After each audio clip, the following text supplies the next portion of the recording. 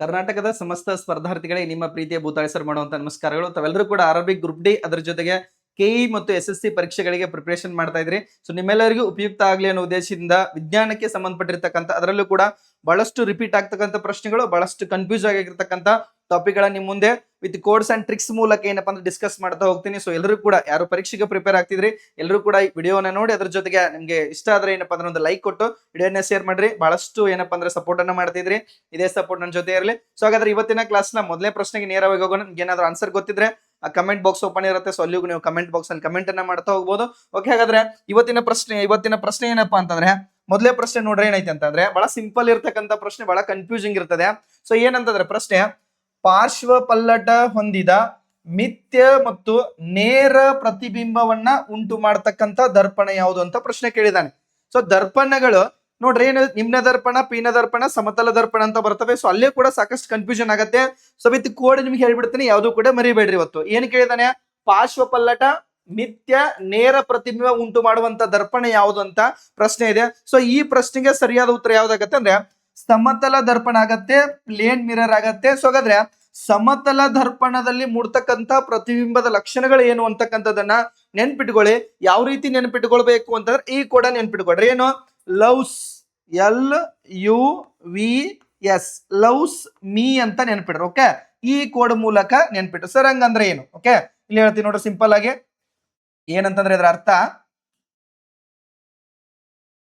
L ಅಂತಂದ್ರೆ ಲ್ಯಾಟ್ರಲಿ inverted. ಯಾವ ರೀತಿ? ಲ್ಯಾಟ್ರಲಿ ಇನ್ವರ್ಟೆಡ್. ನೆಕ್ಸ್ಟ್ ಯು ಅಂದ್ರೆ ಏನು? Up right. ಕನ್ನಡದಾಗ ಹೇಳ್ತೀನಿ ನೋಡ್ರಿ, ಅಪ್ ರೈಟ್. ನೆಕ್ಸ್ಟ್ ಏನಪ್ಪಾ ಅಂದ್ರೆ ವಿ ಅಂದ್ರೆ ವರ್ಚುವಲ್ ಅಂತ ನೋಡ್ತೀವಿ. ಯಾವುದು? ವರ್ಚುವಲ್. ಎಸ್ ಅಂತಂದ್ರೆ ಸೇಮ್ ಸೈಜ್. ಮೀ ಅಂದ್ರೆ ಮ್ಯಾಗ್ನಿಫಿಕೇಶನ್. ಎಷ್ಟು ಇರ್ತದೆ ಅಂದ್ರೆ 1 ಇರ್ತದೆ. ಇ ಅಂದ್ರೆ ಈಕ್ವಲ್ ಡಿಸ್ಟೆನ್ಸ್ ಇರ್ತದೆ. ಪ್ರತಿಬಿಂಬಕ್ಕೂ ಏನು ಕನ್ನಡಿಗೆ ಇರ್ತದೆ ಅದೇ ಡಿಸ್ಟೆನ್ಸ್ ಏನಾಗಿರ್ತದೆ, ಅಲ್ಲಿ ಒಳಗಡೆ ಮೂಡ್ತಕ್ಕಂತ ಪ್ರತಿಬಿಂಬಕ್ಕೂ ಕೂಡ ಡಿಸ್ಟೆನ್ಸ್ ಇರ್ತದೆ. ಸೊ ಇಲ್ಲಿ ಲ್ಯಾಟ್ರಲಿ ಇನ್ವರ್ಟೆಡ್ ಅಂದ್ರೆ ಪಾರ್ಶ್ವ ಪಲ್ಲಟ ಅಂತ ಕರಿತೀವಿ. ಲ್ಯಾಟ್ರಲಿ ಇನ್ವರ್ಟೆಡ್ ಅಂದ್ರೆ ಏನು? ಪಾರ್ಶ್ವ ಪಲ್ಲಟ ಅಂದ್ರೆ ಎಡಗಡೆ ಸೈಡ್ ಇದ್ದಿದ್ದು ಬಲಗಡೆ ಕಾಣ್ತದೆ, ಬಲಗಡೆ ಇದ್ದಿದ್ದು ಎಡಗಡೆ ಕಾಣ್ತದೆ. ಅದು ಎಲ್ಲಿ? ಯಾವುದು? ಸಮತಲ ದರ್ಪಣದಲ್ಲಿ. ಇನ್ನು ಎರಡನೇದು ಅಪ್ ರೈಟ್. ಅಪ್ ನೇರವಾಗಿರ್ತದೆ. ಹೆಂಗಿರ್ತದೆ? ನೇರ ಅಥವಾ ನೆಟ್ಟಾಗಿರ್ತಕ್ಕಂಥ ಪ್ರತಿಬಿಂಬವನ್ನ ಕೊಡ್ತೇವೆ ಸಮತಲ ದರ್ಪಣಗಳು. ವಿ ಅಂದ್ರೆ ವರ್ಚುವಲ್ ಅಂತಂದ್ರೆ ಇಲ್ಲಿ ಮೂಡ್ತಕ್ಕಂತ ಪ್ರತಿಬಿಂಬ ಯಾವಾಗಲೂ ಮಿಥ್ಯ ಪ್ರತಿಬಿಂಬವಾಗಿರ್ತದೆ. ಮಿಥ್ಯ ಅಂದ್ರೆ ಪರದೆಯ ಮೇಲೆ ಸೆರೆ ಹಿಡಿಲಿಕ್ಕೆ ಸಾಧ್ಯ ಇಲ್ಲ. ಯಾವ ಪ್ರತಿಬಿಂಬ ಇದು? ಮಿಥ್ಯ ಪ್ರತಿಬಿಂಬ ಆಗಿರ್ತದೆ. ಸೇಮ್ ಸೈಜ್, ವಸ್ತುವಿನ ಪ್ರತಿಬಿಂಬದಷ್ಟೇ ಏನಪ್ಪಾ ಅಂದ್ರೆ ಸೈಜ್ ಅನ್ನ ಹೊಂದಿರ್ತದೆ. ವಸ್ತುವಿನಷ್ಟೇ ಏನಪ್ಪಾ ಅಂದ್ರೆ ಪ್ರತಿಬಿಂಬ ಸೈಜ್ ಅನ್ನ ಹೊಂದಿರ್ತದೆ. ನೆಕ್ಸ್ಟ್ ಮೀ ಅಂದ್ರೆ ಮ್ಯಾಗ್ನಿಫಿಕೇಶನ್ ಅಂದ್ರೆ ವರ್ಧನೆ ಎಷ್ಟು ಇರ್ತದಪ್ಪ ಅಂದ್ರೆ 1 ಇರ್ತದೆ. ಇನ್ನ ಸಮ, ಈಕ್ವಲ್ ಮೀನ್ಸ್ ಸಮವಾಗಿರ್ತದೆ. ಡಿಸ್ಟೆನ್ಸ್, ಓಕೆ, ಮಿರರ್ಗೂ ಮತ್ತು ಆ ವಸ್ತುವಿಗೆ ಡಿಸ್ಟೆನ್ಸ್, ಅದ್ರ ಜೊತೆ ಮಿರರ್ ನಲ್ಲಿ ಮೂಡತಕ್ಕಂತ ಪ್ರತಿಬಿಂಬ ಡಿಸ್ಟೆನ್ಸ್ ಏನಿರುತ್ತೆ ಸೇಮ್ ಇರ್ತದೆ. ಇದು ಯಾವುದು? ಸಮತಲ ದರ್ಪಣದಲ್ಲಿ ಮೂಡ್ತಕ್ಕಂತ ಪ್ರತಿಬಿಂಬದ ಲಕ್ಷಣಗಳು. ಲವ್ಸ್ ಮೀ ಅಂತಕ್ಕಂಥದ್ದು ನೆನಪಿಡ್ರಿ, LUVS ME ಅಂತಕ್ಕಂಥದ್ದು ಸಮತಲ ದರ್ಪಣ. ಇನ್ನೊಂದು ನೆನಪಿರ್ಲಿ. ಇನ್ನ ಪೀನ ದರ್ಪಣದಲ್ಲಿ ಮೂಡ್ತಕ್ಕಂತಹ ಪ್ರತಿಬಿಂಬ ಯಾವಾಗಲೂ ಮಿಥ್ಯ ಪ್ರತಿಬಿಂಬವಾಗಿರ್ತದೆ, ನೇರವಾಗಿರ್ತದೆ, ಅಥವಾ ಪಾರ್ಶ್ವ ಪಲ್ಲಟ ಇರೋದಿಲ್ಲ. ಏನಾಗಿರ್ತದೆ? ಮಿಥ್ಯ ನೇರವಾಗಿರ್ತದೆ. ನೆಕ್ಸ್ಟ್ ವಸ್ತುವಿನ ಗಾತ್ರಕ್ಕಿಂತ ಏನಾಗಿರ್ತದೆ ಅಂದ್ರೆ ಚಿಕ್ಕ ಪ್ರತಿಬಿಂಬ ಇದರಲ್ಲಿ ಮೂಡ್ತದೆ. ಇದರಲ್ಲಿ ಪೀನ ದರ್ಪಣದಲ್ಲಿ. ಇನ್ನ ನಿಮ್ನ ದರ್ಪಣದಲ್ಲಿ ಮೂಡ್ತಕ್ಕಂತ ಪ್ರತಿಬಿಂಬಗಳು ವಸ್ತುವಿನ ಸ್ಥಾನವನ್ನ ಆಧರಿಸಿವೆ. ಓಕೆ, ಪೀನ ದರ್ಪಣದಲ್ಲಿ ಮೂಡ್ತಕ್ಕಂಥದ್ದು ಯಾವಾಗಲೂ ಮಿಥ್ಯ ಮತ್ತು ನೇರವಾಗಿರ್ತವೆ, ಚಿಕ್ಕದಾಗಿರ್ತವೆ. ನಿಮ್ನದಲ್ಲಿ ಮೂಡ್ತಕ್ಕಂಥದ್ದು ಏನು ಸಾಮಾನ್ಯವಾಗಿ ಏನಾಗಿರ್ತಾವ? ದೊಡ್ಡವಾಗಿರ್ತಾವ, ಆದ್ರೆ ಸ್ಥಾನವನ್ನ ಅವಲಂಬಿಸಿರ್ತಾವ ಅಂತಕ್ಕಂಥದ್ದು ಗೊತ್ತಿರಲಿ. ಸೊ ಮಿಥ್ಯ, ನೇರ ಮತ್ತು ಪಾರ್ಶ್ವ ಪಲ್ಲಟವನ್ನ ಉಂಟು ಮಾಡ್ತಕ್ಕಂಥ ದರ್ಪಣ ಯಾವುದು ಅಂದ್ರೆ ಸಮತಲ ದರ್ಪಣ ಅಂತಕ್ಕಂಥದ್ದು. ಇನ್ನು ಕೆಲವೊಂದಿಷ್ಟು ವಿದ್ಯಾರ್ಥಿಗಳಿಗೆ ನಿಮ್ನ ದರ್ಪಣದ ಉಪಯೋಗ ಮತ್ತು ಪೀನ ದರ್ಪಣದ ಉಪಯೋಗಗಳಲ್ಲಿ ಕೂಡ ಕನ್ಫ್ಯೂಷನ್ ಸ್ಟಾರ್ಟ್ ಇರ್ತದೆ. ಇಲ್ಲಿ ನೋಡ್ರಿ, ನಿಮ್ನ ದರ್ಪಣ ಅಂದ್ರೆ ಪ್ರತಿಬಿಂಬ ದೊಡ್ಡದಾಗಿರ್ತದೆ. ಸೊ ಎಲ್ಲೆಲ್ಲಿ ಯೂಸ್ ಮಾಡ್ತಾರೆ ನಿಮ್ನ ದರ್ಪಣ ಅಂತಂದ್ರೆ, ಸೊ ಇಲ್ಲಿ ನೋಡ್ರಿ ಈ ಕೋಡ್ ಮೂಲಕ ನೆನಪಿಟ್ಟುಕೊಳ್ಬೇಕು. ಯಾವ ದರ್ಪಣ ಇದು? ನಿಮ್ನ ದರ್ಪಣ. ಏನಂತ ನೆನ್ಪಿಡ್ಬೇಕು ನೋಡ್ರಿ, ಇಲ್ಲಿ ಯಾವ್ಯಾವ ಬರ್ತಾವ ಅಂದ್ರೆ ಇಲ್ಲಿ ಸ್ಯಾಡ್, ಏನು ಇದು? ಸ್ಯಾಡ್ ಹೋತೋ ಅಂತ ನೆನ್ಪಿಡ್ರಿ. ಏನು? ಸ್ಯಾಡ್ ಹೋತೋ. ಸರ್ ಹಿಂಗಂದ್ರೆ ಏನು? ನಿಮ್ನ ದರ್ಪಣದ ಉಪಯೋಗಗಳು. ಒಂದೇದು ಹೆಚ್ ಅಂದ್ರೆ ಹೆಡ್ಲೈಟ್ ಗಳಲ್ಲಿ ಬಳಸ್ತಾರೆ. ಎಲ್ಲಿ ಬಳಸ್ತಾರೆ? ಹೆಡ್ಲೈಟ್. ನೆಕ್ಸ್ಟ್ ತೋ ಅಂತಂದ್ರೆ ಇಲ್ಲಿ ಟಿ, ಟಾರ್ಚ್ ಗಳಲ್ಲಿ, ಟಾರ್ಚ್ ಲೈಟ್ ಬರ್ತಾವ ನೋಡ್ರಿ, ಟಾರ್ಚ್ ಗಳಲ್ಲಿ ಬಳಸ್ತಾರೆ. ಸರ್ಚ್ ಲೈಟ್ ಆಗಿರ್ಬೋದು, ಟಾರ್ಚ್ ಲೈಟ್ ಆಗಿರ್ಬೋದು, ಹೆಡ್ ಲೈಟ್ ಗಳಲ್ಲಿ. ಇನ್ನ ಡಿ ಅಂದ್ರೆ ಏನ್ ಸರ್ ಅಂದ್ರೆ ಡೆಂಟಿಸ್ಟ್ ಗಳು ಯೂಸ್ ಮಾಡ್ತಾರೆ. ಡೆಂಟಿಸ್ಟ್ ಮೀನ್ ದಂತ ವೈದ್ಯರು ಬಳಸ್ತಕ್ಕಂತ ದರ್ಪಣ ಯಾವುದು? ನಿಮ್ನ ದರ್ಪಣ. ಸರ್ ಎಸ್ ಅಂದ್ರೆ ಸೇವಿಂಗ್ ಮಿರರ್. Shaving mirror. ಕ್ಷೌರಿಕ ದರ್ಪಣ ಯಾವುದು ಅಂದ್ರೆ ಅದು ಕೂಡ ಏನಂದ್ರೆ ನಿಮ್ನ ದರ್ಪಣ. ಇನ್ನು ಎ ಅಂತ ಬರ್ತದೆ ಅಸ್ಟ್ರಾನಾಮಿಕಲ್ ಟೆಲಿಸ್ಕೋಪ್. ಟೆಲಿಸ್ಕೋಪ್ ಗಳಲ್ಲಿ ಬಳಸ್ತಾರೆ ಅಂದ್ರೆ ದೂರದರ್ಶಕಗಳಲ್ಲಿ ಬಳಸ್ತಕ್ಕಂಥದ್ದು ಯಾವುದು ಅಂತಂದ್ರೆ ನಿಮ್ನ ದರ್ಪಣ. ಸ್ಯಾಡ್ ಹೋತೋ ಅಂತಕ್ಕಂಥ ನೆನಪಿಡ್ರಿ. ಎಸ್ ಅಂದ್ರೆ ಸೇವಿಂಗ್, ಡಿ ಅಂದ್ರೆ ಡೆಂಟಿಸ್ಟ್, ಅಸ್ಟ್ರಾನಾಮಿಕಲ್ ಟೆಲಿಸ್ಕೋಪ್, ಹೋ ಅಂತಂದ್ರೆ ಹೆಡ್ಲೈಟ್, ಟಿ ಅಂದ್ರೆ ಏನು ಟಾರ್ಚ್ ಲೈಟ್ ಗಳು ಯಾವ್ದನ್ನ ಬಳಸ್ತಾರೆ ಅಂತಂದ್ರೆ ನಿಮ್ನ ದರ್ಪಣ ಸ್ಯಾಡ್ ಹೋತೋ. Okay done. ನೆಕ್ಸ್ಟ್ ಇನ್ನ ಕೆಳಗಡೆ ನೋಡ್ರಿ ಪೀನ ದರ್ಪಣವನ್ನ ಎಲ್ಲೆಲ್ಲಿ ಬಳಸ್ತಾರೆ ಅಂತಂದ್ರೆ ಇಲ್ಲಿ ಏನ್ ನೆನ್ಪಿಡ್ರಿ ಕಾರ್ಸ್ ಅಂತ ನೆನ್ಪಿಡ್ರಿ. ಏನ್ ನೆನ್ಪಿಡ್ರಿ ಕಾರ್ಸ್, CARS. ಸರ್ ಕಾರ್ಸ್ ಅಂತಂದ್ರೆ ಏನು? ಪೀನ ದರ್ಪಣ ಎಲ್ಲೆಲ್ಲಿ ಬಳಸ್ತಾರೆ ಅಂದ್ರೆ ಒಂದು ಕಾರ್ನರ್ ನೋಡ್ರಿ ಮೂಲೆಗಳಲ್ಲಿ. ಕಾರ್ನರ್ ಏನಪ್ಪಾ ಅಂದ್ರೆ ಇಮೇಜ್ ಅನ್ನ ಪಡಿಲಿಕ್ಕೆ ಬಳಸ್ತಾರೆ, ಕಾರ್ನರ್ ಗಳಲ್ಲಿ ಬಳಸ್ತಾರೆ, ತಿರುವುಗಳಲ್ಲಿ ಬಳಸ್ತಾರೆ. ನೆಕ್ಸ್ಟ್ ಏನಪ್ಪಾ ಅಂತಂದ್ರೆ ಎ ಅಂತಕ್ಕಂಥದ್ದು ATM ಸೆಕ್ಯೂರಿಟಿಗಳಲ್ಲಿ ಏನ್ ದರ್ಪಣ ಇರ್ತದೆ ನೋಡ್ರಿ ATM ಸೆಕ್ಯೂರಿಟಿ ಅಲ್ಲಿ ಕೂಡ ಬಳಸ್ತಾರೆ. ಇನ್ನು ಆರ್ ಅಂದ್ರೆ ರೇರ್ ಇಮೇಜ್ ಅನ್ನ ಪಡ್ಕೊಳ್ಳಿಕ್ಕೆ ಬಳಸ್ತಾರೆ. ಇನ್ನು ಸ್ಟ್ರೀಟ್ ಲೈಟ್ ಗಳಲ್ಲಿ ಉಣಾಗಿರ್ತೊಂಡ್ರೆ ಲೈಟ್ ಮೇಲಕ್ಕೆ ಇರ್ತಾರ ಅಲ್ಲಿ ಬಳಸ್ತಾರೆ. ಓಕೆ ಏನು ಕಾರ್ನರ್, ATM ಸೆಕ್ಯೂರಿಟಿ, ರೇರ್ ಅಂದ್ರೆ ಸ್ಟ್ರೀಟ್ ಅಥವಾ ಸೈಡ್ ಮಿರರ್. ಸೈಡ್ ಅಂದ್ರೆ ವಾಹನಗಳ ಹಿನ್ನೋಟ ದರ್ಪಣವಾಗಿ ಏನನ್ನ ಬಳಸ್ತಾರೋ ಅಂತಂದ್ರೆ ಪೀನ ದರ್ಪಣ. ನೆನಪಿರಲಿ ನಿಮ್ನ ದರ್ಪಣ, ಪೀನ ದರ್ಪಣ. ಇನ್ನೊಂದು ಯಾವುದು ಸಮತಲ ದರ್ಪಣದ ಮೇಲೆ ಬಹಳಷ್ಟು ಪ್ರಶ್ನೆಗಳನ್ನ ಏನಪ್ಪಾ ಅಂದ್ರೆ ಆಲ್ರೆಡಿ ಕೇಳಿದಾನೆ. ಯಾವುದೇ ಇರಲಿ ಅದು state government or central government. Okay ಯಾವುದೇ ಇದ್ರೂ ಕೂಡ ಪ್ರಶ್ನೆಗಳನ್ನ ಕೇಳ್ತಾ ಹೋಗ್ತಾ. ಐ ಥಿಂಕ್ ಕ್ಲಿಯರ್ ಆಗಿದೆ ಅನ್ಕೊಳ್ತೀನಿ. ಸೊ ಏನಾದ್ರು ಡೌಟ್ ಇದ್ರೆ ಮತ್ತೆ ಕಮೆಂಟ್ ಬಾಕ್ಸ್ ಅಲ್ಲಿ ಕಮೆಂಟ್ ಆಗಿರಿ. ನೆಕ್ಸ್ಟ್ ಕ್ಲಾಸ್ ನಲ್ಲಿ ಏನಪ್ಪಾ ಅಂದ್ರೆ ಅದ್ರ ಬಗ್ಗೆ ಎಕ್ಸ್ಪ್ಲೇನ್ ಮಾಡ್ತಾ ಹೋಗ್ತೀನಿ. ನೆಕ್ಸ್ಟ್ ಕ್ವಶನ್ ನೋಡ್ರಿ ಏನಿದೆ ಇಲ್ಲಿ ಎರಡನೇ ಪ್ರಶ್ನೆ. ಅಸ್ಥಿ ರಜ್ಜು ಮತ್ತು ಸ್ನಾಯು ರಜ್ಜುಗಳು ಯಾವ ವಿಧದ ಅಂಗಾಂಶಗಳಿಗೆ ಉದಾಹರಣೆಗಳಾಗಿವೆ? ಏನ್ ಕೇಳಿದಾನೆ? ಅಸ್ಥಿ ರಜ್ಜು ಇನ್ನೊಂದು ಯಾವುದು ಸ್ನಾಯು ರಜ್ಜುಗಳು ಯಾವ ವಿಧದ ಅಂಗಾಂಶಗಳಿಗೆ ಉದಾಹರಣೆ ಅಂದ್ರೆ ligaments and tendons are the example of what type of tissue. Okay ಸರಿಯಾದ ಉತ್ತರ ಕಮೆಂಟ್ ಕಮೆಂಟ್ ಮಾಡಿ ನೋಡೋಣ. ಒಂದನೇದಿದೆ ಸ್ನಾಯು ಅಂಗಾಂಶ ಇದೆ, ಎರಡನೇದು ಸಂಯೋಜಕ ಅಂಗಾಂಶ ಅಂತ ಬರುತ್ತೆ, ಮೂರನೇದು ಯಾವ್ದಂದ್ರ ನಾರಲ್ಲ ಇದು ನರ ಅಂಗಾಂಶ ಅಂತ ಬರ್ತದೆ, ಲಾಸ್ಟ್ ಯಾವ್ದಪ್ಪ ಅಂದ್ರೆ ಅನುಲೇಪಕ ಅಂಗಾಂಶ ಅಪಿಥೇಲಿಯಲ್ ಟಿಶ್ಯೂ ಅಂತ ಬರುತ್ತೆ. ಸೊ ಏನಪ್ಪಾ ಅಂದ್ರೆ ಪ್ರಾಣಿಗಳಲ್ಲಿ ಇರ್ತಕ್ಕಂಥ ಟಿಶ್ಯೂಗಳು ಅಂಗಾಂಶಗಳು ಎಷ್ಟು 4 ಅದಾವ. ಪ್ರಮುಖವಾಗಿರ್ತಕ್ಕಂಥದ್ದು 4. ಏನ್ ನೆನಪಿಡ್ಬೇಕಂದ್ರೆ ಇಲ್ಲಿ MNC MLC ಅಲ್ಲ MNC ಇನ್ ಇಥಿಯೋಪಿಯಾ. ಓಕೆ ಇಥಿಯೋಪಿಯಾ ಅಂತ ನೆನ್ಪಿಡ್ರಿ. MNC ಇನ್ ಇಥಿಯೋಪಿಯಾ. ಸೊ ಯಾವ್ಯಾವ 4 ಟೈಪ್ ಪ್ರಾಣಿಗಳಲ್ಲಿ ಕಂಡುಬರು. ಒಂದೇದು ಎಂ ಅಂತಂದ್ರೆ ಮಸ್ಕ್ಯುಲರ್ ಟಿಶ್ಯೂ. ಯಾವ ಟಿಶ್ಯೂ ಇದು? ಮಸ್ಕ್ಯುಲರ್. ನೆಕ್ಸ್ಟ್ ಎರಡನೇದು ಎನ್ ಅಂದ್ರೆ ಯಾವುದು? ನರ್ವಸ್. ಯಾವ ಟಿಶ್ಯೂ ಇದು? Nervous tissue. ಇನ್ನ ಸಿ ಅಂತಂದ್ರೆ ಯಾವುದು? Connective tissue. ಯಾವ ಟಿಶ್ಯೂ ಇದು? Connective tissue. ಇನ್ ಇಥಿಯೋಪಿಯಾ ಅಂದ್ರೆ ಯಾವುದು? Epithelial tissue. ಯಾವ ಟಿಶ್ಯೂ? ಎಪಿಥೇಲಿಯಲ್ ಟಿಶ್ಯೂ ಅಥವಾ ಅನುಲೇಪಕ ಅಂಗಾಂಶ. ಕನ್ನಡದಲ್ಲಿ ಹೇಳ್ತಾ ಹೋಗ್ತೀನಿ ನೋಡ್ರಿ. ಮಸ್ಕ್ಯುಲರ್ ಅಂದ್ರೆ ಒಂದೇದು ಸ್ನಾಯು ಅಂಗಾಂಶ ಕಂಡು ಬರುತ್ತದೆ. ಯಾವ ಅಂಗಾಂಶ? ಸ್ನಾಯು ಅಂಗಾಂಶ. ಎರಡನೇದು ಯಾವ್ದಪ್ಪ ಅಂದ್ರೆ ನರ ಅಂಗಾಂಶ ಕಂಡು ಬರುತ್ತದೆ. ಕನೆಕ್ಟಿವ್ ಮೀನ್ಸ್ ಸಂಯೋಜಕ ಅಂಗಾಂಶ. ಯಾವ ಅಂಗಾಂಶ? ಸಂಯೋಜಕ ಅಂಗಾಂಶ. ಇನ್ನು ಲಾಸ್ಟ್ ಯಾವ್ದಪ್ಪ ಅಂದ್ರ ಅನುಲೇಪಕ ಅಂಗಾಂಶ. ಸ್ನಾಯು ಅಂಗಾಂಶ, ನರ ಅಂಗಾಂಶ, ಸಂಯೋಜಕ ಅಂಗಾಂಶ, ಅನುಲೇಪಕ ಅಂಗಾಂಶ. ಸೊ ಹಾಗಾದ್ರೆ ಅಸ್ಥಿ ರಜ್ಜು ಮತ್ತು ಸ್ನಾಯು ರಜ್ಜುಗಳು ಯಾವ ವಿಧದ ಅಂಗಾಂಶಗಳು ಅಂತ ಪ್ರಶ್ನೆ ಕೇಳಿದಾಗ ಇಲ್ಲಿ ಸರಿಯಾದ ಉತ್ತರ ಯಾವ್ದಾಗತ್ತಂದ್ರೆ the right answer for this question is option B ಸಂಯೋಜಕ ಅಂಗಾಂಶ ಕನೆಕ್ಟಿವ್ ಟಿಶ್ಯೂ ಅಂತಕ್ಕಂಥದ್ದು ನೋಡ್ತೇವೆ. ಸರ್ ಹಾಗಾದ್ರೆ ಮತ್ತೆ ಯಾವ ಸಂಯೋಜಕ ಅಂಗಾಂಶ ನಮ್ಮ ದೇಹದೊಳಗೆ ದಾವು ಅಂತಂದ್ರೆ ನೆನ್ಪಿಟ್ಕೊಡ್ರಿ. ಸಂಯೋಜಕ ಅಂಗಾಂಶಗಳಲ್ಲಿ ಒಂದು BBC TV. ಓಕೆ ಚಾನಲ್ ಇದು BBC TV ಲೈವ್ ಅಂತ ನೆನ್ಪಿಡ್ರಿ. Okay BBC TV live. ಹಾಗಾದ್ರೆ ಮಾನವನ ದೇಹದಲ್ಲಿ ಕಂಡು ಬರ್ತಕ್ಕಂಥ ಸಂಯೋಜಕ ಅಂಗಾಂಶಗಳಿಗೆ ಉದಾಹರಣೆ ಯಾವ್ಯಾವು ಅಂತಂದ್ರೆ ಒಂದೇದು ಬರ್ತಕ್ಕಂಥದ್ದು ಬ್ಲಡ್. ರಕ್ತವು ಒಂದು ಸಂಯೋಜಕ ಅಂಗಾಂಶ. ಬೋನ್ ಮೂಳೆಯು ಕೂಡ ಒಂದು ಸಂಯೋಜಕ ಅಂಗಾಂಶ. ಇನ್ನ ಕಾರ್ಟಿಲೇಜ್ ಅಂತ ಬರುತ್ತೆ. ಮೃದ್ವಸ್ಥಿ. ಓಕೆ ಮೃದ್ವಸ್ಥಿ ಕೂಡ ಏನಪ್ಪಾ ಅಂದ್ರೆ ಸಂಯೋಜಕ ಅಂಗಾಂಶ. ಇನ್ನ ಟಿ ಅಂದ್ರೆ ಟೆಂಡಾನ್ಸ್. ಟಿ ಅಂದ್ರೆ ಏನು? ಟೆಂಡಾನ್ಸ್. ಲೈವ್ ಅಂದ್ರೆ ಏನು? ಲಿಗಾಮೆಂಟ್ಸ್. ಓಕೆ ಒಂದಂದ್ರೆ ಅಸ್ಥಿ ರಜ್ಜು, ಇನ್ನೊಂದು ಯಾವುದು? ಸ್ನಾಯು ರಜ್ಜು. ಇವು ಕೂಡ ಎಂತ ಅಂಗಾಂಶಗಳು? ಸಂಯೋಜಕ ಅಂಗಾಂಶಗಳು. BBC TV ಲೈವ್ ಅಂತ ನೆನ್ಪಿಟ್ರೆ ಸಂಯೋಜಕ ಅಂಗಾಂಶಗಳನ್ನ ಪರ್ಫೆಕ್ಟ್ ಮಾಡ್ಕೊಳ್ಬಹುದು. ಇನ್ನ ಇಲ್ಲಿ ಇಂಪಾರ್ಟೆಂಟ್ ನೋಡ್ರಿ ಸ್ನಾಯು ಅಂಗಾಂಶಗಳಲ್ಲಿ ಬರ್ತಕ್ಕಂಥದ್ದು SSC. Okay smooth. Okay smooth ಅಂಗಾಂಶಗಳು ಬರ್ತವೆ. ಸ್ಕೆಲಿಟಲ್ ಅಂಗಾಂಶಗಳು ಅಂತ ಬರ್ತವೆ. ಅಸ್ಥಿ ಪಂಜರದ ಅಂಗಾಂಶಗಳು. ನೆಕ್ಸ್ಟ್ ಯಾವ್ದಪ್ಪ ಅಂದ್ರೆ ಕಾರ್ಡಿಯಾಕ್, ಹೃದಯಕ್ಕೆ ಸಂಬಂಧಪಟ್ಟಿರ್ತಕ್ಕಂಥ ಸ್ನಾಯುಗಳು ಬರ್ತವೆ ಸ್ನಾಯು ಅಂಗಾಂಶದಲ್ಲಿ. ಇಲ್ಲಿ ಕೇಳಿದ ಪ್ರಶ್ನೆ ಇತ್ತು? ಅಸ್ಥಿ ರಜ್ಜು ಮತ್ತು ಸ್ನಾಯು ರಜ್ಜುಗಳು ಲಿಗಾಮೆಂಟ್ಸ್ ಅಂಡ್ ಟೆಂಡಾನ್ಸ್ ಸಂಯೋಜಕ ಅಂಗಾಂಶಗಳು. ಲಿಗಾಮೆಂಟ್ಸ್ ಕನೆಕ್ಟ್ಸ್ ಬೋನ್ ಟು ಬೋನ್. ಮೂಳೆಯನ್ನ ಮೂಳೆಗೆ ಸಂಪರ್ಕ ಮಾಡೋ ಯಾವಂದ್ರೆ ಅಸ್ಥಿ ರಜ್ಜುಗಳು. ಮೂಳೆಗಳನ್ನ ಸ್ನಾಯುಗಳಿಗೆ ಮಸಲ್ಸ್ಗೆ ಕನೆಕ್ಟ್ ಮಾಡೋ ಯಾವಂದ್ರೆ ಸ್ನಾಯು ರಜ್ಜುಗಳು ಇವೆರಡೂ ಕೂಡ ಎಂತ ಅಂಗಾಂಶಗಳು ಅಂದ್ರೆ ಸಂಯೋಜಕ ಅಂಗಾಂಶಗಳು. ಬಹಳ ಸಾರಿ ಕೇಳಿದಾನೆ ರಕ್ತ ಎಂತ ಅಂಗಾಂಶ ಅಂದ್ರೆ ಸಂಯೋಜಕ ಅಂಗಾಂಶ. ಡನ್. ನೆಕ್ಸ್ಟ್ ಕ್ವಶನ್ ನೋಡೋಣ ಏನಿದೆ ಮೂರನೇ ಪ್ರಶ್ನೆ. ಸೊ ಇಲ್ಲಿ ನೋಡ್ರಿ, ಇದು ಬಹಳಷ್ಟು ಡಿಫ್ರೆಂಟ್ ಕ್ವಶನ್ ಇದೆ ನೋಡ್ರಿ. ಈ ಕೆಳಗಿನ ಯಾವ ವಿದ್ಯುತ್ ಕಾಂತೀಯ ವಿಕಿರಣಗಳು ಅತಿ ಹೆಚ್ಚು ತರಂಗ ದೂರ ಅಥವಾ ಇಂಗ್ಲಿಷ್ ನಲ್ಲಿ ವೇವ್ ಲೆಂತ್ ಅನ್ನ ಹೊಂದಿವೆ ಅಂತ ಕೇಳಿದಾನೆ. ಅತಿ ಹೆಚ್ಚು ತರಂಗ ದೂರವನ್ನ ಹೊಂದಿರತಕ್ಕಂತ ವಿಕಿರಣ ಯಾವುದು? ಆಪ್ಷನ್ ಎ ಅವಗೆಂಪು ಕಿರಣಗಳು ಇನ್ಫ್ರಾರೆಡ್ ರೇಸ್, ನೆರಳಾತೀತ ಕಿರಣಗಳು ಅಲ್ಟ್ರಾವೈಲೆಟ್, ಎಕ್ಸ್ರೇ ಐತಿ, ರೇಡಿಯೋ ತರಂಗಗಳು ಅತಿ ಹೆಚ್ಚಿನ ತರಂಗ ದೂರ ಅಥವಾ ಏನಂತ ಕರಿತೀವಿ ಇಂಗ್ಲಿಷ್ನಾಗ ವೇವ್ ಲೆಂತ್ ಜಾಸ್ತಿ ಹೊಂದಿದ್ ಯಾವುದು ಅಂತ ಪ್ರಶ್ನೆ ಇದೆ. ಸೊ ಇದ್ರ ಮೇಲೆ ಸಾಕಷ್ಟು ಪ್ರಶ್ನೆಗಳನ್ನ ಕೇಳ್ತಾನೆ. ವೇವ್ ಲೆಂತ್ ತರಂಗಾಂತರ ಅಂತ ಕೇಳ್ತಾನೆ, ಅತಿ ಹೆಚ್ಚು ಶಕ್ತಿಯನ್ನ ಹೊಂದಿದ್ದ ಯಾವ್ದು ಕೇಳ್ತಾನೆ, ಅತಿ ಹೆಚ್ಚು ಆವೃತ್ತಿಯನ್ನ ಹೊಂದಿದ್ದ ಯಾವ್ದು ಕೇಳ್ತಾನೆ, ಕೆಲವೊಂದ್ಸರಿ ಸೀರಿಯಲ್ ಆಗಿ ಜೋಡಿಸ್ರಿ ಅಂತ ಕೇಳಿದಾನೆ.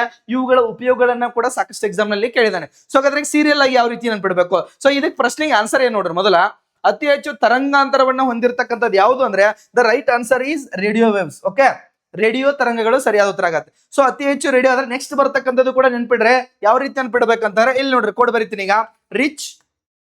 Rich man in Venus use X ray goggles. ಎಂತ ಗಾಗಲ್ಸ್? ಎಕ್ಸ್ರೇ ಗಾಗಲ್ಸ್ ಅಂತ ನೆನಪಿಡ್ರಿ. Okay, done.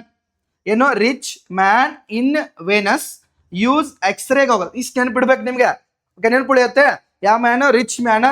ಎಲ್ಲಿ? In Venus use X ray goggles. Sir, goggle ಅಂತಂದ್ರೆ ಗಾಮಾ ರೇಸ್. ಓಕೆ, ಯಾವ ರೇಸ್? Gamma rays. ಅತಿ ಕಡಿಮೆ ತರಂಗಾಂತರವನ್ನು ಹೊಂದಿರತಕ್ಕಂಥ ಕಿರಣ ಯಾವುದು? Gamma rays, goggle. ಇನ್ನು ಎಕ್ಸ್ರೇ ಬರ್ತದೆ. ಯಾವ ರೇ ಇದು? ಎಕ್ಸ್ರೇ. ಸರ್, ಯು ಅಂತಂದ್ರೆ ಯಾವುದು? Ultraviolet. ಯಾವ ರೇಸ್ ಇದು? Ultraviolet. ನೆರಳಾತೀತ ಕಿರಣ. ಯಾವ ಕಿರಣ? ನೆರಳಾತೀತ ಕಿರಣ. ಡನ್. ನೆರಳಾತೀತ ಕಿರಣ. ಇನ್ನು ಇಲ್ಲಿ ನೋಡ್ರಿ, ವೇನಸ್ ಅಂತಂದ್ರೆ ಯಾವುದು? Visible light. ವಿಸಿಬಲ್, ಗೋಚರ ಬೆಳಕು. ನಾವು ಏನ್ ಬೆಳಕನ್ನು ನೋಡ್ತೀವಲ್ಲ ಅದು ಗೋಚರ ಬೆಳಕು. ಇನ್ ಅಂತಂದ್ರೆ ಇನ್ಫ್ರಾರೆಡ್. ಯಾವ ರೆಡ್? ಇನ್ಫ್ರಾರೆಡ್, ಅವಗೆಂಪು ಕಿರಣ. ಯಾವ ಕಿರಣ? ಅವಗೆಂಪು ಕಿರಣ. ಎಂ ಅಂದ್ರೆ ಮೈಕ್ರೋ, ಸೂಕ್ಷ್ಮ ತರಂಗಗಳು. ಆರ್ ಅಂದ್ರೆ ಏನು? ರೇಡಿಯೋ. ಡನ್. ನೋಡ್ರಿ, ಏನು? Rich man in Venus, radio waves, microwaves, infrared, Venus ಅಂದ್ರೆ visible light, ultraviolet, X ray. Next ಯಾವ್ದು? ಗಾಗಲ್ ಅಂತಂದ್ರೆ ಯಾವ್ದು? ಗಾಮಾ ರೇ. ಅಟ್ಟು ನೆನಪಿರ್ಬೇಕು. ಅತಿ ಹೆಚ್ಚು ವೇವ್ ಲೆಂತ್ ಹೊಂದಿದ್ದು ಫಸ್ಟ್ ಯಾವ್ದು ಕೇಳಿದ್ರೆ ರೇಡಿಯೋ. ಎರಡನೇದು ಕೇಳಿದ್ರೆ ಯಾವ್ದು? ಮೈಕ್ರೋ ಮೀನ್ ಸೂಕ್ಷ್ಮ. ನೆಕ್ಸ್ಟ್ ಮೂರನೇದು ಯಾವ್ದು? ಅವಗೆಂಪು ಕಿರಣಗಳು. ನಾಲ್ಕನೇದು ವಿಸಿಬಲ್, ಗೋಚರ ಬೆಳಕು. ಐದನೇದು ನೆರಳಾತೀತ ಕಿರಣಗಳು.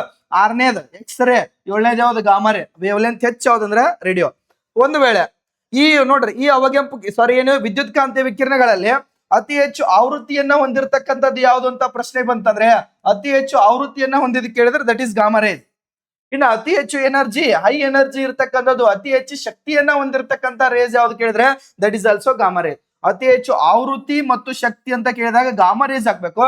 ಅತಿ ಹೆಚ್ಚು ವಿಕಿರಣಗಳಂತ ಕೇಳಿದಾಗ ಯಾವ್ದಂದ್ರೆ ರೇಡಿಯೋ ಅಲೆಗಳಂತ ಹಾಕ್ಬೇಕು. ಸೊ ಸಿಂಪಲ್ ಇದೆ ಕಾನ್ಸೆಪ್ಟ್.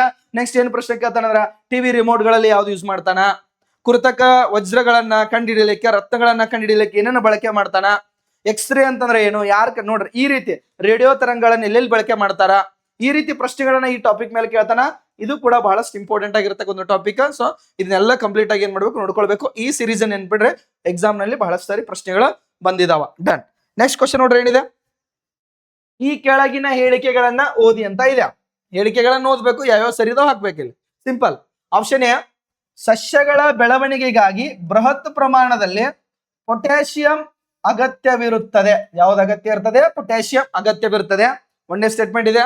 ಎರಡನೇದು ಕ್ಲೋರೋಫಿಲ್ ನ ಅಭಿವೃದ್ಧಿಗಾಗಿ ಮ್ಯಾಗ್ನೇಷಿಯಂ ಅಗತ್ಯವಿದೆ. ಯಾವುದರ ಅಭಿವೃದ್ಧಿಗಾಗಿ? ಕ್ಲೋರೋಫಿಲ್. ಥರ್ಡ್ ಆಪ್ಷನ್ ರೈಸೋಬಿಯಂ ಅನ್ನು ಜೈವಿಕ ಗೊಬ್ಬರವಾಗಿ ಬಳಸುತ್ತಾರೆ. ಫೋರ್ತ್ ಆಪ್ಷನ್ ಸಸ್ಯಗಳ ಬೆಳವಣಿಗೆಗಾಗಿ ಕಡಿಮೆ ಪ್ರಮಾಣದಲ್ಲಿ ಬೋರಾನ್ ಅಗತ್ಯವಿರುತ್ತದೆ. ನೆಕ್ಸ್ಟ್ ಹೈಡ್ರೋಪೋನಿಕ್ಸ್ ಎಂಬುದು ಸಸ್ಯಗಳನ್ನ ವನ ಪ್ರದೇಶದಲ್ಲಿ ಅಭಿವೃದ್ಧಿಪಡಿಸುವ ವಿಧಾನವಾಗಿದೆ. ಈ ಮೇಲಿನ ಹೇಳಿಕೆಗಳಲ್ಲಿ ಯಾವ್ಯಾವು ಸರಿ ಇದಾವ ಅಂತ ಕೇಳಿದಾನೆ. ಸೊ ಸರಿ ಯಾವ್ದು ನೋಡ್ರಿ, ಒಂದನೇದು ಬೃಹತ್ ಪೋಷಕಾಂಶ ಪೊಟ್ಯಾಷಿಯಂ ಇದೆ. ಸೊ ನೋಡ್ರಿ, ಸಸ್ಯಗಳಿಗೆ ಏನಪ್ಪಾ ಅಂದ್ರ 16 ಪೋಷಕಾಂಶಗಳು ಬೇಕು. ಎಷ್ಟು ಸಸ್ಯಗಳಿಗೆ ಅವಶ್ಯವಾಗಿರ್ತಕ್ಕಂಥ ಒಟ್ಟು ಪೋಷಕಾಂಶಗಳು ಎಷ್ಟು? 16. ಇದು ಕೂಡ ಎಕ್ಸಾಮ್ ನ ಪ್ರಶ್ನೆ ಆಗಿದೆ. ಟೋಟಲ್ ಎಷ್ಟು? 16.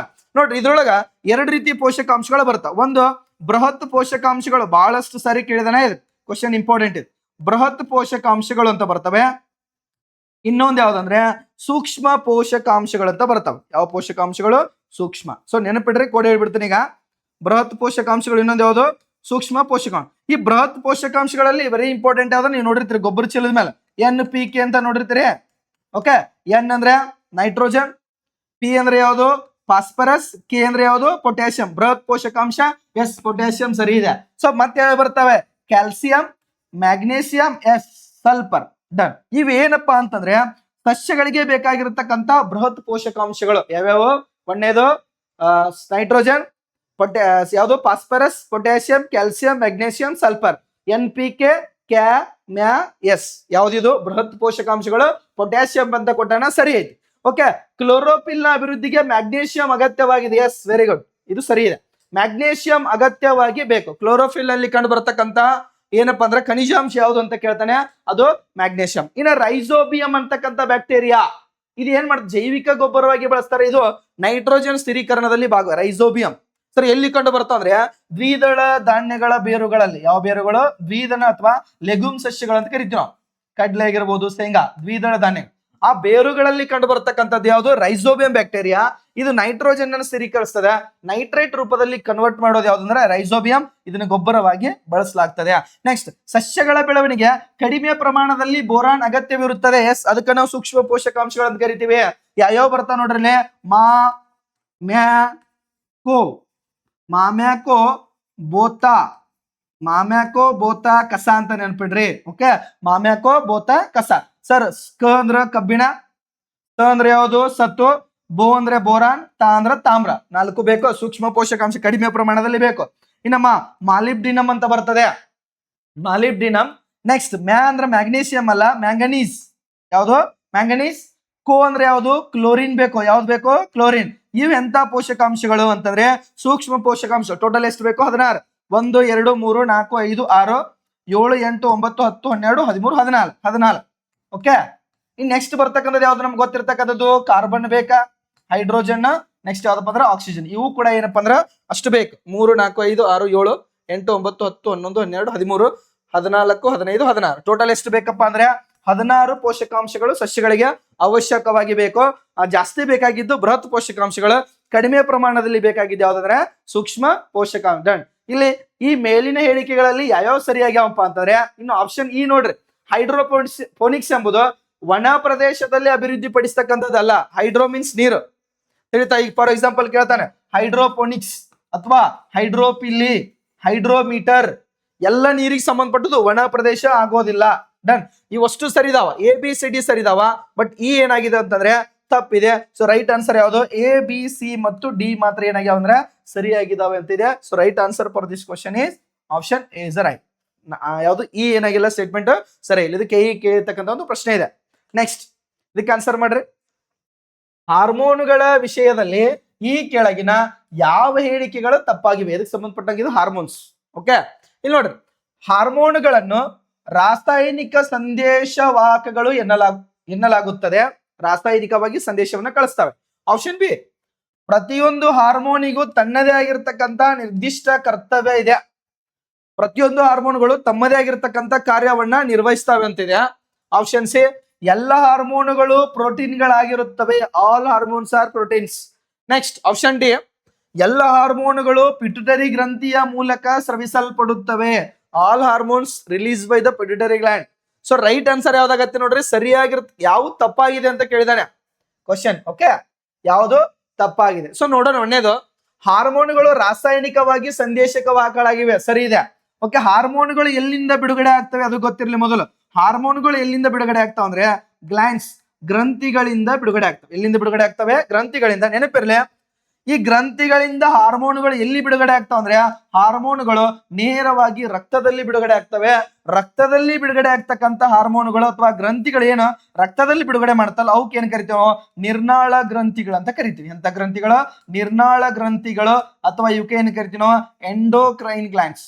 ಎಂತ ಗ್ಲ್ಯಾಂಡ್ಸ್ ಇದು? ಎಂಡೋಕ್ರೈನ್, ಅಂತರ್ಸ್ರಾವಕ ಗ್ರಂಥಿಗಳು. ನೇರವಾಗಿ ಹಾರ್ಮೋನ್ಗಳನ್ನ ರಕ್ತದಲ್ಲಿ ಸ್ರವಿಕೆ ಮಾಡ್ತವೆ. ಅವು ಏನಾಗ್ತಾವ ಅಂದ್ರೆ ಇಮಿಡಿಯೇಟ್ ಆಗಿ ರಕ್ತದ ಬಾಡಿ ತುಂಬಾ ಹೋಗ್ತವೆ, ಸಂದೇಶಗಳನ್ನ ರವಾನೆ ಮಾಡ್ತವೆ. ಸೊ ಆಪ್ಷನ್ ಎ ಸ್ಟೇಟ್ಮೆಂಟ್ ಒಂದೇದು ಏನಿದೆ ಸರಿ ಇದೆ. ಪ್ರತಿಯೊಂದು ಹಾರ್ಮೋನಿಗೂ ತನ್ನದೇ ಆಗಿರ್ತಕ್ಕಂಥ ನಿರ್ದಿಷ್ಟ ಕರ್ತವ್ಯ ಐತಿ. ಎಸ್.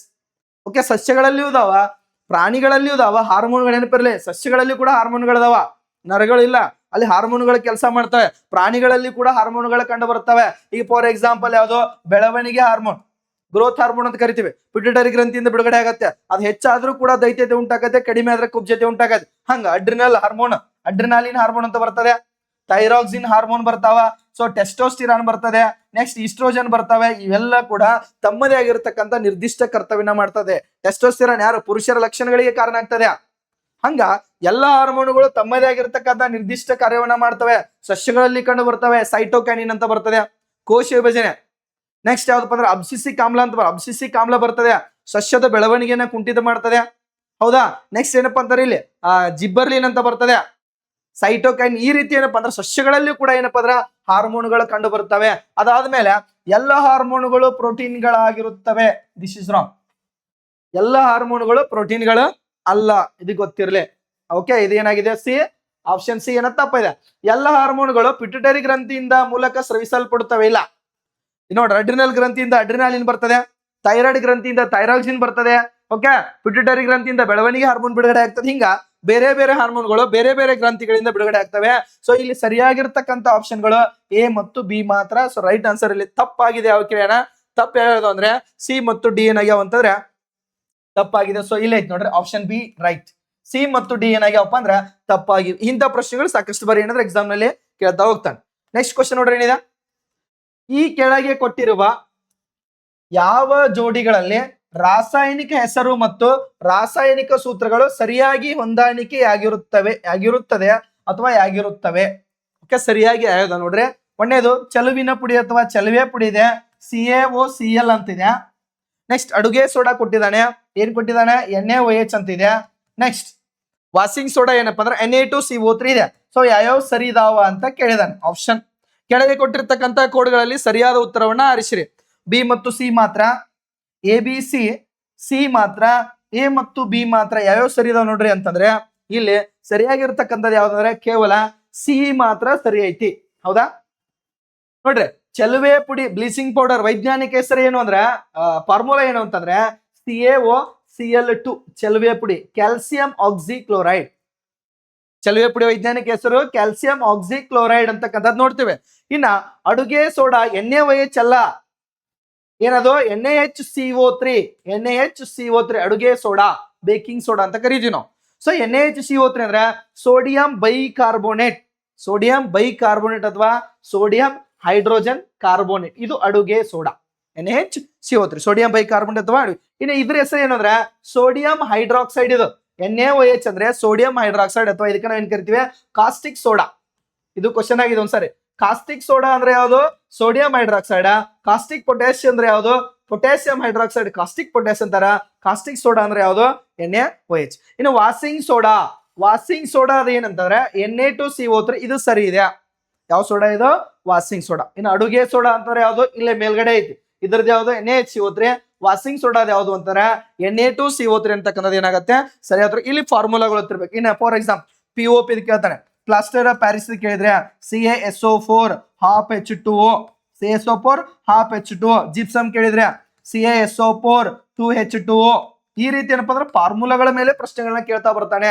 ಕೆಮಿಕಲ್ಸ್ ಏನಿರ್ತಾವಲ್ಲ, ಪೊಟ್ಯಾಸಿಯಂ ಪರ್ಮಾಂಗನೇಟ್ ಇರ್ಬೋದು, ಈ ರೀತಿ ಕೆಮಿಕಲ್ಸ್ ಗಳ ಮೇಲೆ ಅಂತಂದ್ರೆ ಪ್ರಶ್ನೆಗಳನ್ನ ಬಹಳ ಸರಿ ಕೇಳ್ತಾ ಹೋಗ್ತಾನೆ. ಇದು ಇಂಪಾರ್ಟೆಂಟ್ ಆಗಿರ್ತಕ್ಕಂಥ ಟಾಪಿಕ್. ನೆಕ್ಸ್ಟ್ ಕ್ವಶನ್ ನೋಡ್ರಿ ಏನಿದೆ, ಈ ಕೆಳಗಿನ ಹೇಳಿಕೆಗಳನ್ನ ಪರಿಗಣಿಸಿ.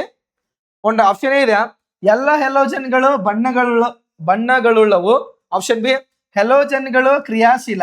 ಆಪ್ಷನ್ ಸಿ, ಹೆಲೋಜನ್ಗಳು ಅಯಾನಿಕ್ ಸಂಯುಕ್ತಗಳನ್ನ ರೂಪಿಸುತ್ತವೆ. ಸೊ ಮೊದಲಿಗೆ ಹೆಲೋಜನ್ ಅಂದ್ರೆ ಏನ್ ಗೊತ್ತಿಲ್ಲ ಅಂತಂದ್ರೆ ಆನ್ಸರ್ ಮಾಡ್ಲಿಕ್ಕೆ ಸಾಧ್ಯ ಇಲ್ಲ. ಸೊ ಹೆಲೋಜನ್ಸ್ ಎಲ್ಲಿ ಕಂಡು ಬರ್ತಾವಂದ್ರೆ ನಾವು ಆವರ್ತ ಕೋಷ್ಟಕ ಅಂತ ನೋಡಿರ್ತೀವಿ, ಪಿರಿಯಾಡಿಕ್ ಟೇಬಲ್. ಓಕೆ, 10th ಅಲ್ಲಿ ಸ್ಟಡಿ ಮಾಡಿರ್ತೀವಿ. ಆ ಪಿರಿಯಾಡಿಕ್ ಟೇಬಲ್ ನಲ್ಲಿ ಎಷ್ಟು ಗುಂಪುಗಳದ ಟೋಟಲ್ ಅಂದ್ರೆ ಆವರ್ತ ಕೋಷ್ಟಕದಲ್ಲಿ ಇರ್ತಕ್ಕಂಥ ಒಟ್ಟು ಗುಂಪುಗಳು ಎಷ್ಟು, 18. ವಿರಾಟ್ ಕೊಹ್ಲಿ ನಂಬರ್ 18. ಹೌದಾ, ಇದೇನು ಗುಂಪುಗಳು ಎಷ್ಟು ಅದಾವು ಅಂದ್ರೆ 18 ಅದಾವ. ಆವರ್ತಗಳು ಅಥವಾ ಪಿರಿಯಡ್ಸ್ ಅಂತ ಕರಿತೀವಿ ಎಷ್ಟು ಅಂದ್ರೆ 7 ಅದಾವ. ಧೋನಿ ನಂಬರ್, ಇದು ವಿರಾಟ್ ಕೊಹ್ಲಿ ಇದು. ಓಕೆ, 7, 18. ಇಲ್ಲಿ ಈ ಗುಂಪುಗಳಲ್ಲಿ 17ನೇ ಗುಂಪು ಏನೈತಿ ನೋಡ್ರಿ, 17ನೇ ಗುಂಪು ಡಿವಿಲಿಯರ್ಸ್. 17ನೇ ಗುಂಪು ಏನ್ ಹೇಳತ್ತಂದ್ರೆ 17ನೇ ಗುಂಪಿನಲ್ಲಿ ಕಂಡು ಬರ್ತಕ್ಕಂಥ ಧಾತುಗಳಿಗೆ ಏನೆಂದು ಕರೆಯುತ್ತಾರೆ ಅಂದ್ರೆ ಹೆಲೋಜೆನ್ಸ್ ಅಂತ ಕರೀತಾರೆ. ಏನಂತ ಕರೀತಾರೆ ಹೇಳ್ರಿ, ಹೆಲೋಜೆನ್. ಸರ್ 18ನೇ ಗುಂಪಿಗೆ ಏನಂತ ಕರೀತಾರೆ, ನೋಬಲ್ ಗ್ಯಾಸ್. ಯಾವ ಗ್ಯಾಸ್, ನೋಬಲ್ ಗ್ಯಾಸ್ ಅಥವಾ ರೇಯರ್ ಗ್ಯಾಸ್ ಅಥವಾ ಇನ್ನರ್ಟ್ ಗ್ಯಾಸ್. ಏನಂತ ಕರಿತೀವಿ? Inner gas. ಜಡಾನಿಲಗಳು, ರಾಜಾನಿಲಗಳು, ರಾಜ್ಯಮಾನ್ಯ ಅನಿಲಗಳು, ಶ್ರೇಷ್ಠಾನಿಲಗಳು ಎಲ್ಲ 18ನೇ ಗುಂಪು. ಇಲ್ಲಿ 17ನೇ ಗುಂಪಿನಲ್ಲಿ ಕಂಡು ಬರ್ತಕ್ಕಂಥದ್ದು ಯಾವ ಅಂದ್ರೆ ಹೆಲೋಜನ್ಸ್. ಸರಿ, ಯಾವ್ಯಾವ ಕಂಡು ಬರ್ತಾವು ಅಂತ ನೋಡ್ರಿ. ಫ್ಲೋರಿನ್, ಕ್ಲೋರಿನ್, ಬ್ರೋಮಿನ್, ಅಯೋಡಿನ್, ಅಸ್ಟಾಡಿನ್ ಅಂತ ಬರ್ತವೆ. ಇವೇನಂತಂದ್ರೆ ಹೆಲೋಜನ್ಸ್ ಗಳು. ಫ್ಲೋರಿನ್ ಇದೆ, ಹೌದಾ? ಫ್ಲೋರಿನ್, ಕ್ಲೋರಿನ್, ಬ್ರೋಮಿನ್, ಅಯೋಡಿನ್, ಅಸ್ಟಾಡಿನ್ ಅಂತ ಬರ್ತದೆ. ಓಕೆ, ಇವೇನಂದ್ರೆ 17ನೇ ಗುಂಪಿನಲ್ಲಿ ಕಂಡು ಬರ್ತಾ ಹೆಲೋಜನ್ಸ್ ಕರೀತಾರ. ನೋಡ್ರಿ, ನೆನಪಿರ್ಲಿ, 17ನೇ ಗುಂಪಿನಲ್ಲಿ ಕಂಡು ಬರ್ತಕ್ಕಂಥ ಎಲ್ಲ ಧಾತುಗಳು ಅಲೋಹಗಳಾಗಿವೆ. ಎಂತ ಅಲೋಹಗಳು? ಲೋಹಗಳಲ್ಲ, ಅಲೋಹಗಳು. ಸೊ ಇದ್ರ ಮೇಲೆ ಹೆಂಗ್ ಪ್ರಶ್ನೆ ಕೇಳ್ತಾರೆ ನೋಡ್ರಿ. ಇಲ್ಲಿ ಅಲೋಹ ಇದೆ, ದ್ರವ ರೂಪದ ಲೋಹ ಅಂತ ಯಾವ್ದು ಕೇಳಿದ್ರೆ ದಟ್ ಇಸ್ ಬ್ರೋಮಿನ್. ದ್ರವ ರೂಪದ ಲೋಹ ಅಂದ್ರೆ ಪಾದರಸ. ದ್ರವ ರೂಪದ ಅಲೋಹ ಯಾವುದು? ಬ್ರೋಮಿನ್. ಇನ್ನು ಅತಿ ಹೆಚ್ಚು ಕ್ರಿಯಾಶೀಲ ಅಲೋಹ ಯಾವುದು? ಫ್ಲೋರಿನ್. ನೀರಿನ ಶುದ್ಧೀಕರಣದಲ್ಲಿ ಬಳಸ್ತಕ್ಕಂಥ ಅಲೋಹ ಯಾವುದು? ಕ್ಲೋರಿನ್, ಹೌದಾ? ಇನ್ನು ಅಯೋಡಿನ್. ಅಯೋಡಿನ್ ನೋಡ್ರಿ, ಅಯೋಡಿನ್ ಎಲ್ಲಿ ಬಳಸ್ತಾರೆ? ಗೈಟರ್ ರೋಗವನ್ನ ಕಡಿಮೆ ಮಾಡ್ಲಿಕ್ಕೆ, ಗಳಗಂಡ ರೋಗವನ್ನ ನಿವಾರಿಸಲಿಕ್ಕೆ ಬಳಸ್ತಕ್ಕಂಥದ್ದು ಯಾವುದು? ಅಯೋಡಿನ್. ಅಷ್ಟು ಕ್ವಶನ್ ಆಗ ಅಲೋಹಗಳು. ಫ್ಲೋರಿನ್ ಅತಿ ಹೆಚ್ಚು ಕ್ರಿಯಾಶೀಲ ಅಲೋಹ, ಫ್ಲೋರಿನ್. ನೆಕ್ಸ್ಟ್ ನೀರಿನ ಸ್ವಚ್ಛತೆಯಲ್ಲಿ ಬಳಸ್ತಾರೆ, ಅಥವಾ ಏನಪ್ಪಾ ಅಂದ್ರೆ ಫಿಲ್ಟರ್ ಏನು ಇದನ್ ಮಾಡ್ತಿಲ್ಲ ಈಜುಕೊಳಗಳಲ್ಲಿ ಕ್ಲೋರಿನ್ ಬಳಸ್ತಾರೆ. ಬ್ರೋಮಿನ್ ದ್ರವ ರೂಪದ ಅಲೋಹ, ಅಯೋಡಿನ್ ಗಳಗಂಡ ಚಿಕಿತ್ಸೆಯಲ್ಲಿ ಅಯೋಡಿನ್ ಅನ್ನ ಬಳಸ್ತಾರೆ. ಸೊ ಇಲ್ಲಿ ಅಲೋಹಗಳು ಕೂಡ ಏನಾಗ್ತಾವ ಅಂದ್ರೆ ಇಂಪಾರ್ಟೆಂಟ್ ಆಗ್ತಾ ಹೋಗ್ತವೆ. ಅವೆಲ್ಲ ಅಲೋಹಗಳಾಗಿರ್ತವೆ, ಅತಿ ಹೆಚ್ಚು ಕ್ರಿಯಾಶೀಲವಾಗಿರ್ತವೆ, ಬಹಳಷ್ಟು ಆಕ್ಟಿವ್ ಇರ್ತವೆ. ನೆಕ್ಸ್ಟ್ ಎಲ್ಲ ಕೂಡ ಹೆಲೋಜನ್ಗಳು ಬಣ್ಣಗಳನ್ನ ಹೊಂದಿರ್ತವೆ, ಬೇರೆ ಬೇರೆ ಬಣ್ಣಗಳನ್ನ ಹೊಂದಿರ್ತವೆ. ಸರಿ ಇದೆ. ಇಲ್ಲಿ ನೋಡ್ರಿ, ಹೆಲೋಜನ್ಗಳು ಅಯಾನಿಕ್ ಸಂಯುಕ್ತಗಳನ್ನ ರೂಪಿಸುತ್ತವೆ ಅಂತ ಕ್ವಶನ್ ಇದೆ. ಇನ್ನ ಈ ಮೇಲೆ ಹೇಳಿಕೆಯಲ್ಲಿ ಯಾವುದು ಸರಿ ಯಾವುದು ಅಂತ ಪ್ರಶ್ನೆ ಕೇಳಿದಾನೆ. ಸೊ ಇಲ್ಲಿ ನೋಡ್ರಿ, ಒಂದನೇದು ಸರಿ ಐತಿ, ಎರಡನೇ ಸರಿ ಐತಿ, ಮೂರನೇದು ಏನಾಗಿಲ್ಲ, ಸರಿಯಾಗಿಲ್ಲ. ಯಾಕಂದ್ರೆ ಇವು ಲೋಹಗಳೊಂದಿಗೆ ಕೂಡಿದಾಗ ಮಾತ್ರ ಅಯಾನಿಕ್ ಸಂಯುಕ್ತಗಳನ್ನು ಉಂಟು ಮಾಡ್ತಾವೆ. ಫಾರ್ ಎಕ್ಸಾಂಪಲ್ NaCl, ಸೋಡಿಯಂ ಅನ್ನೋದು ಲೋಹ, ಕ್ಲೋರಿನ್ ಅನ್ನೋದು ಲೋಹಗಳು ಕೂಡಿದಾಗ ಮಾತ್ರ ಅಯಾನಿಕ್ ಸಂಯುಕ್ತ, ಎಲ್ಲ ಸಮಯದಲ್ಲಿ ಅಯಾನಿಕ್ ಸಂಯುಕ್ತಗಳನ್ನು ಉಂಟು ಮಾಡೋದಿಲ್ಲ. Therefore option A and B ಅಷ್ಟೇ ಏನಾಗ್ಯಾವ ಅಂತ ರೈಟ್ ಇದಾವ. ಸೊ ಹಾಗಾದ್ರೆ ಎ ಮತ್ತು ಬಿ ಮಾತ್ರ ಸರಿಯಾಗಿ ಇಲ್ಲ ನೋಡ್ರಿ. Option B is right, A and B only. Okay, A ಮತ್ತು ಬಿ ಮಾತ್ರ ಏನಾಗಿದಾವಪ್ಪ ಅಂದ್ರೆ ಸರಿಯಾಗಿದಾವ ಅಂತ ಗೊತ್ತಿರಲಿ. ಸೊ ಡನ್, ಕ್ಲಿಯರ್ ಆಗಿದೆ. ಸೊ ನೆಕ್ಸ್ಟ್ ಕ್ವಶನ್ ಹೋಗೋಣ. ಏನಿದೆ ನೋಡ್ರಿ, ಇಲ್ಲೊಂದು ಕ್ವಶನ್ ಇದೆ. ಏನಪ್ಪಾ ಅಂದ್ರೆ ಅತ್ಯಂತ ಮೆದು ಮತ್ತು ಅತ್ಯಂತ ಹೆಚ್ಚು ಸಾಂದ್ರತೆ ಹೊಂದಿರತಕ್ಕಂತ ಅಲ್ಕಲಿ ಲೋಹಗಳು, ಅಲ್ಕಲಿ ಮೆಟಲ್ಸ್ ಅಂತ ಕರಿತೀವಿ ನಾವು, ಅಥವಾ ಕನ್ನಡದಲ್ಲಿ ಏನ್ ಕರಿತೀವಿ ಅಂದ್ರೆ ಕ್ಷಾರೀಯ ಲೋಹಗಳು. ಅಲ್ಕಲಿ ಮೆಟಲ್, ಕ್ಷಾರೀಯ ಲೋಹಗಳು. ಸರ್, ಕ್ಷಾರೀಯ ಲೋಹಗಳು ಎಲ್ಲಿ ಕಂಡು ಬರ್ತವೆ? ಎಷ್ಟೇ ಗುಂಪಿನಲ್ಲಿ ಕಂಡು ಬರ್ತದೆ? ಇದು ಕೂಡ ಕ್ವಶನ್ ಆಗತ್ತ. ಕ್ಷಾರೀಯ ಲೋಹಗಳು ಕಂಡು ಬರೋದು ಎಷ್ಟೇ ಗುಂಪು ಅಂದ್ರೆ ಒಂದನೇ ಗುಂಪು lithium, sodium, potassium. Okay, lithium, sodium, potassium, rubidium. Okay, ಬರ್ತದೆ. ನೆಕ್ಸ್ಟ್ ಸಿಸಿಎಂ ಅಂತ ಬರ್ತದೆ. ಯಾವ್ದು ಬರ್ತದೆ ಹೇಳ್ರಿ? ಸಿಸಿಎಂ. ಇನ್ನು ಫ್ರಾನ್ಸಿಯಂ ಅಂತ ಬರ್ತದೆ. ಓಕೆ, ಎಪಾರ್, francium, caesium, rubidium. Russia, China, France.